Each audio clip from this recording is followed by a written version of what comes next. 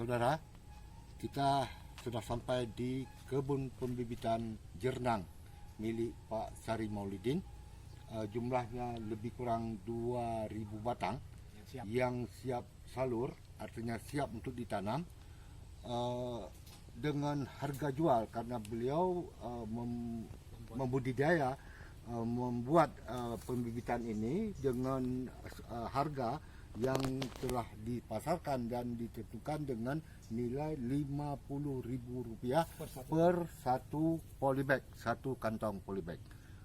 Jadi beliau hari ini ada lebih kurang 2.000 yang siap salur dan sudah diambil untuk ditanam oleh pemilik yang menginginkannya. Jadi istilahnya Pak Sari di samping juga berkebun, beliau juga melakukan budidaya pembibitan, di pembibitan dengan harga Rp50.000 per satu polybag. Kira-kira Pak Sari, saya ingin tanya menyangkut dengan pembibitan budidaya. Susah nggak buat bibit? Kalau kita bilang sebelumnya memang susah. Kalau kita tidak mengerti tentang bagaimana cara untuk pengambilan anakan yang dari induknya. Karena yang saya buat ini anakan yang tumbuh, yang betul-betul sudah berbuah. Artinya jaminan maksudnya. Dia bukan jantan, jadi si betina. Ini yang kita hasilkan ini, anak betina, dari indukan yang betina. Kita ambil, kemudian kita proses, kita sungkup selama lebih kurang 4 bulan disungkup, di kapsul.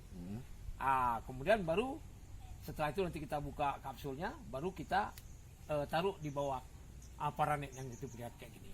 Harus kita siram dan segala macam. Begini Pak, jadi prosesnya dia didedarkan dulu benihnya? Enggak, begitu kita ambil dari indukan, misalnya kita ini kan kita ajarin, ada orang yang kerja, ada orang yang kerja, anak-anak yang maksudnya yang pulang sekolah dari SMA untuk nilai tambah lebih dia untuk uang jajan besok. Jadi mereka saya pakai, saya ajarin, sebelum saya ajarin bagaimana cara mengambil pengambilan anakan dari induknya. Karena itu susah, kadang-kadang dia tidak mau hidup nanti, gagal. Jadi nanti dia harus punya akar dan cara pengambilannya saya ajarin semua. Setelah saya ajarin, mereka sudah bisa sendiri. Jadi mana kebun, saya tunjukin ini ambil. Maksudnya, karena kan dalam satu batang indukan ini, itu punya anaknya sampai dengan 6. Berarti yang harus kita ambil 3, tidak semuanya harus kita ambil. Oke, berarti bukan dari buah Pak? Bukan, saya tidak bikin dari buah. Dari anakan? Dari anakan. Jadi jelas itu betina gitu? Betina. Jadi orang pun kalau beli istilahnya bisa kita bikin satu kwitansi jaminannya. Kalau di kemudian hari barang 2 tahun, karena gini, anakan yang kita tanam lebih cepat berbuah daripada yang kita tanam dulu. Kalau kita ambil dari indukannya, dari anakan. Jadi nanti ada satu contoh nanti bagaimana ada juga yang kita bikin melalui pasang impus, tapi tidak efektif. Tidak efektif. Jadi yang lebih jelas kita ambil, kemudian kita bikin sungkup, kita masukkan di sungkup, nanti kita sekitar 4 bulan lebih kurang, baru kita ini, baru kita nanti keluarkan. Berapa persen keberhasilan kira-kira Pak? 95%. Yang sudah saya lakukan 95%. Jadi cara hidup dia, cara ini, yang penting caranya, yang penting kita tahu caranya. Kalau kita pakai sungkup dan tidak boleh dibuka itu selama 4 bulan, itu penyiramannya pun awal pertama harus benar-benar kita siram. Benar-benar dia harus itu airnya dalam. Kemudian dia tidak boleh dibuka-buka. 4 bulan kemudian baru kita buka. Itu pun bukanya secara perlahan. Secara perlahan artinya gini. Dari jam 8 ke jam 9 kita buka 1 jam, dan mulai tutup lagi. Besoknya sampai jam 10 kita tutup lagi. Nanti sampai jam 12 sampai sore nanti kita lihat perkembangannya. Kalau memang dia sudah adaptasi, kita buka semua. Kalau belum adaptasi, sungkup lagi. Oh begitu. Pak Sari, ingat saya dulu jernang adalah tanaman hutan. Betul. Artinya orang mencari jernang ke hutan sana. Betul. Hari ini kita membudidayakannya tidak lagi di hutan, di dalam belantara. Kira-kira membutuhkan ketinggian berapa tanaman ini bisa tumbuh dengan baik? Kalau kita pelajari tentang jernang, makin tingginya, karena kan kalau di gunung ini 800 di atas permukaan laut DPR. Sementara kalau ke Gempang udah 600 sampai dengan 450, ke bawah juga demikian. Inilah yang paling tinggi di Tangsi. Ini 800 Pak ya. Ini 800 sampai dengan 850. Kalau di Tangsi dan di Ule Gunung inilah makanya dikatakan Ule Gunung. Dan ada batasnya dulu Belanda dulu Iya. kan ada Iya. kapalnya. Iya. Jadi itu tercatat 850 DPR ini Di atas di atas permukaan permukaan laut. laut. Makanya kalau untuk Jernang lebih cocok. Oh iya. Lebih cocok. Dan dia tidak maksud kita budidayakan bukan maksudnya di bawah-bawah pohon kayak ginilah maksudnya tumpang sarinya. Oh iya, iya. Jadi tidak mesti dia harus kita tanam di maksudnya di lapangan. Tapi yang demikian ini kalau kita punya kebun barang 200 300 misalnya bisa muat kita tanam nggak jadi masalah. Oke. Sampai berapa kilo. Berarti dia bisa tumbuh Iya. tumpang sari dengan tanaman lain. Dengan tanaman lain. Dan tidak terganggu. Lihat aja nih kan di bawah pohon kakao, di bawah pohon kakao. Buah kakao tetap seperti biasa itu.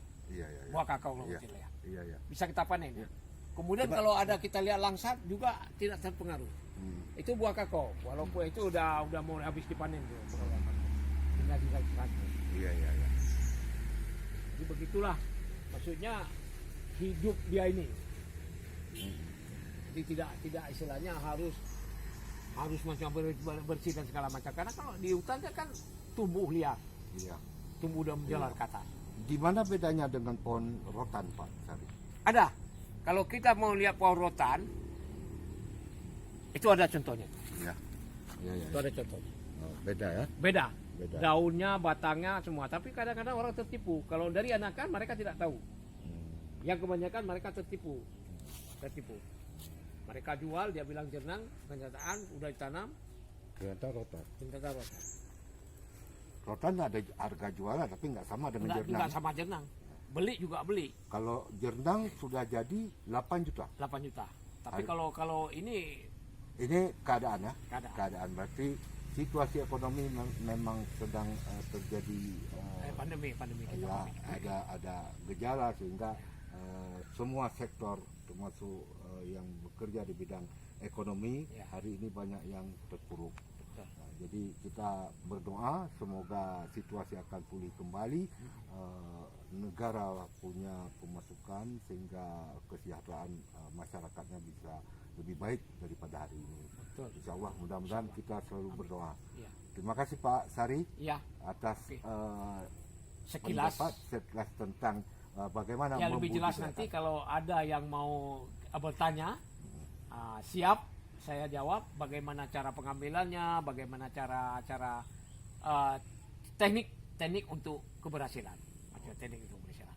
Insya Allah nanti saya ajari. Oke, ya. Karena bagaimanapun Pak Sari sebagai seorang petani tapi juga seorang mantan pegawai negeri sipil, Iya. kemudian membidangi pernah di kehutanan dan perkebunan. Iya. Jadi rasanya ilmu Pak Sari harus dibagi bagaimanapun untuk orang lain. Insya Allah. Terima kasih Pak Sari. Iya, sama-sama Pak Johan. Ya, Oke. terima kasih. Oke, sip.